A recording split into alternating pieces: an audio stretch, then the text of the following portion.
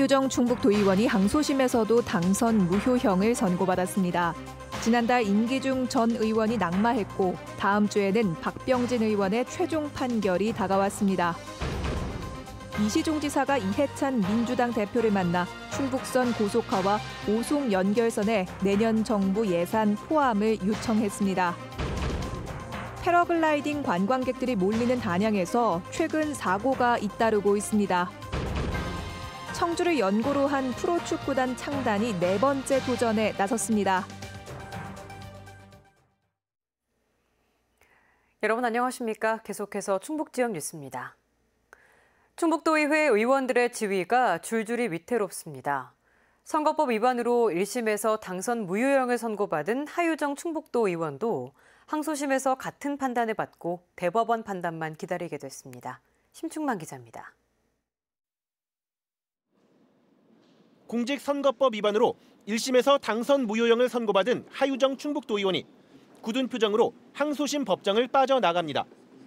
하 의원의 1심 형량은 선거법상 당선 무효형의 하한선인 벌금 100만 원. 1원만 깎아줘도 직위 유지가 가능한 상황에서 양형 부당 등을 주장하며 항소했지만 항소심 재판부는 더 냉정했습니다.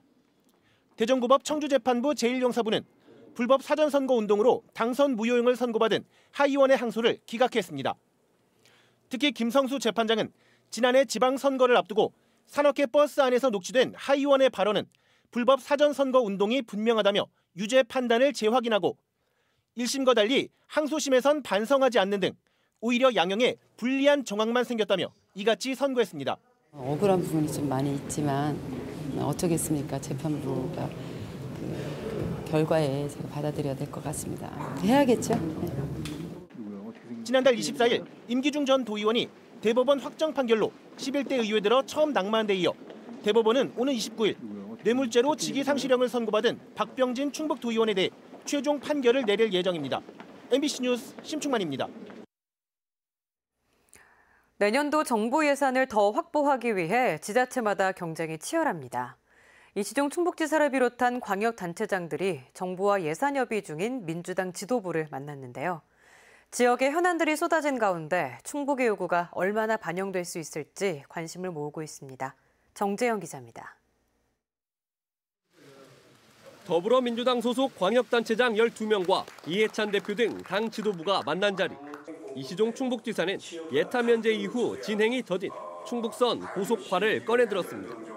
예산을 준 기획재정부가 KDI 검토를 토대로 예산이 수천억 원 차이 나는 두 가지 안을 두고 고민하는 상황. 이 지사는 원래 취지대로 원주 연결선 등이 포함된 1조 7천억 원 안을 내년 예산에 반영해 줄 것을 요구했습니다. 기술적 문제로 빠진 오송 연결선도 나중을 위해 검토 사항으로 남겨달라고 강조했습니다. 호남 고속철하고 충북선하고 연결하는 연결선이 검토 대상에서 빠져 있습니다. 안 꼽는 찐빵 같은 그런 느낌이 드는데 이것이 뭐 여러 가지 이유로다가 적정선거에서 빠졌습니다만 당에서 한번 좀 검토 좀 해주셔서. 국회에서 잠자는 지방자치 관련 법들도 언급했습니다. 문체부의 긍정신호가 감지된 무예진흥원과 혁신도시 소방복합치유센터, 시멘트세 신설 등 모두 법 개정이 필요합니다. 시멘트 미세먼지 피해가 아주 극심한 이런 건데 톤당 1,000원씩 해서 올렸습니다. 원자력 발전세도 생겼고요. 화력발전세도 생겼거든요. 지역개발세 개념으로. 그래서 시멘트가 그 다음에 해야 된다. 그래서 올렸는데 꼭 좀 이거 좀 만들어 주셔서. 서울, 대전 등 다른 광역자치단체들도 저마다 정부 지원이 필요한 현안들을 쏟아냈습니다. 한 지자체당 한 5건 내지 6건 정도씩 되는데 국회에서 심의를 할 때 그때 이제 긴밀하게 협의해서 더 반영될 수 있도록 그렇게 하겠습니다. 워낙 많아 중복은 피하자, 시기를 조율하자는 말들이 나오기도 했던 간담회. 민주당 지도부와 시도지사들은 간담회 이후 비공개 회의를 열어 속 얘기를 나눴습니다. 500조 이상의 슈퍼 예산을 추진하는 민주당이 정부와의 내년도 예산 협의에서 어떤 지역의 요구를 얼마나 반영할지 주목됩니다. MBC 뉴스 정재영입니다. 충북의 시내버스와 농어촌 버스 요금이 다음 달 21일부터 1,300원에서 1,500원으로 200원이 인상됩니다. 충청북도 경제정책심의위원회는 이 같은 내용의 버스요금 인상안을 최종 확정했습니다. 또 신설된 급행형 버스는 1,900원으로 요금이 결정됐습니다. 오는 2021년부터 충북에서도 무상교복이 추진됩니다. 충청북도 교육청은 현재 교복 구입비 지원 조례안이 입법 예고된 상태지만 일선학교와 교복업체의 준비 기간을 감안해 오는 2021년부터 교복 구입비 지원을 시작한다고 밝혔습니다. 지원 대상은 충북의 중고등학교와 특수학교 신입생이거나 다른 지역에서 1학년으로 전입하거나 편입한 학생으로 단 한 차례만 지원되며 도교육청은 연간 85억 원 정도가 소요될 것으로 전망했습니다.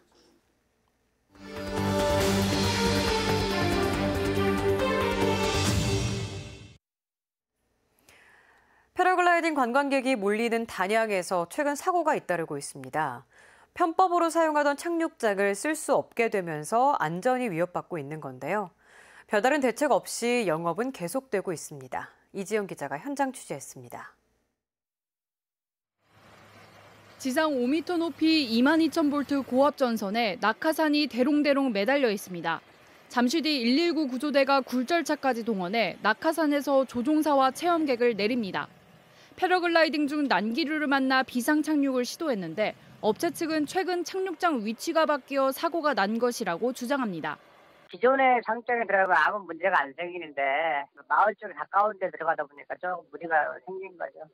기존에 쓰던 착륙장은 한국수자원공사가 관리하던 남한강 둔치. 단양군이 동호인을 위해 쓰겠다고 해서 점용 허가를 내줬는데 실제로는 업체들에 제공된 사실이 적발돼 허가가 취소됐습니다.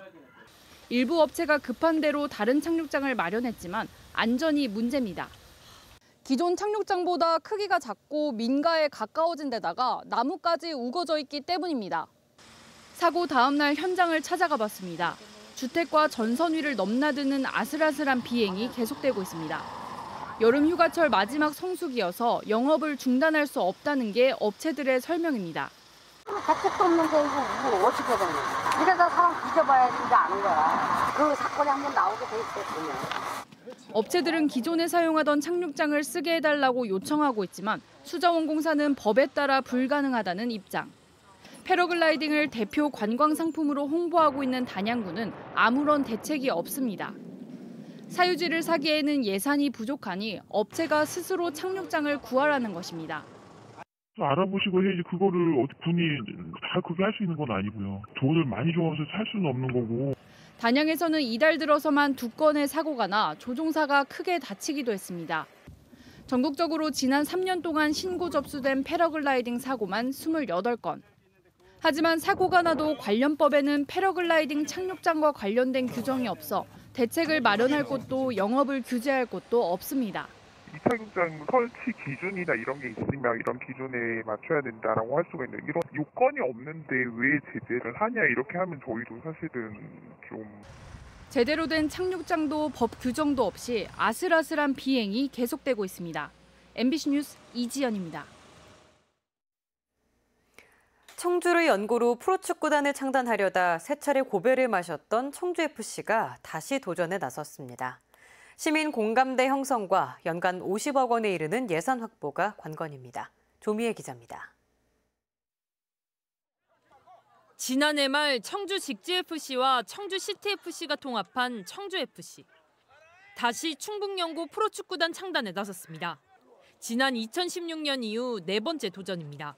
9월 첫째 주에 이제 청주시에 창단 의향서를 제출을 할 예정입니다. 재정보증 협약권 때문에 내고 나서 시에서 결정이 되면 이제 의회에서 결정이 되겠죠. 시민과 지자체를 설득하기 위해 자체 연구 용역 설명회로 첫 발을 뗐습니다. 창단 비용은 22억 원, 운영 비용은 연간 50억 원이 들지만 생산 유발 효과는 110억 원, 부가가치도 50억 원에 이른다고 밝혔습니다. 그러나 문제는 초기 비용입니다. 청주시가 창단 비용 10억과 연간 20억을 일정 기간 부담해야 합니다. 20억을 지원하게 되는데 그 지원한 그 시점이 2025년까지 5년 동안이고요. 그리고 2026년부터는 점차 축소해가지고 2029년도에는 시 예산을 제로로. 도시공원 매입과 법인세 감소 등 예산 고민이 큰 청주시는 제안서가 들어오면 논의가 필요하다며 말을 아꼈습니다. 대기업과 기관 등의 후원 유치를 자신하고 청주시와 의회도 설득하겠다고 나선 청주FC. 최근 K리그 관중수가 비약적으로 증가하며 프로축구가 인기를 되찾고 있지만 청주보다 큰 자치단체에서도 여전히 운영에 어려움을 겪는 프로구단. 이상과 현실의 간극을 줄일 수 있을지가 관건입니다. MBC 뉴스 조미입니다. 올해 통폐합된 충주 앙성초와 강천초등학교의 시설 리모델링 공사가 끝나 김병우 도교육감 등이 참석한 가운데 준공식이 열렸습니다. 이번 리모델링 공사로 충주 앙성초등학교는 일반 학교보다 0.5배 더 넓은 교실과 별도의 놀이공간, 특히 다양한 교육활동이 가능한 공간인 앙성마루 등을 갖췄습니다. 충주 강천초등학교는 학부모의 65%가 찬성하면서 충북에서 5번째 자율적 통폐합 학교가 됐습니다. 올해 처음 열리는 충북국제무예액션영화제가 무예액션 어워즈 4개 부문 수상자를 발표했습니다. 올해 감독상은 롱리브 더킹, 목포 영웅을 연출한 강윤성 감독이, 올해 배우상은 이 영화에서 주역을 맡은 김래원이 선정됐습니다. 또 극한직업 공동제작자인 김미애 대표는 올해 흥행상, 이 영화에서 액션 연기를 선보인 장진희는 올해 신인배우상 수상자로 각각 선정됐습니다. 시상식은 오는 29일 충주 세계무술공원에서 열리는 국제무예액션 영화제 개막식에서 진행됩니다. 공모교장 발령을 앞두고 있던 현직 교사가 음주운전 혐의로 경찰에 입건됐습니다. 다음 달 초등학교 공모교장으로 부임을 앞둔 교사는 지난 14일 괴산에서 음주운전이 의심된다는 신고를 받고 출동한 경찰의 측정 요구를 3차례 거부한 혐의를 받고 있습니다. 충청북도 교육청은 후순위 후보자들을 상대로 다시 공모교장 임용 절차를 진행하는 한편 해당 교사에 대한 징계까지 준비하고 있습니다. 전직 충주시 의원이 가족 소유의 밭에 건설 폐기물을 불법 매립한 혐의로 입건됐습니다. 충주시는 지난 2017년 충주시 엄정면 농경지에 건물을 철거한 폐기물 50톤을 매립한 혐의로 전 충주시 의원을 입건해 조사하고 있다며 검찰 송치와 함께 원상복구 명령을 내릴 예정입니다. 5톤 이상의 사업장 폐기물을 불법 매립하면 5년 이하의 징역이나 5천만 원 이하의 벌금형 처벌을 받을 수 있습니다. 지금까지 충북 지역 뉴스였습니다. 시청해주신 여러분 고맙습니다.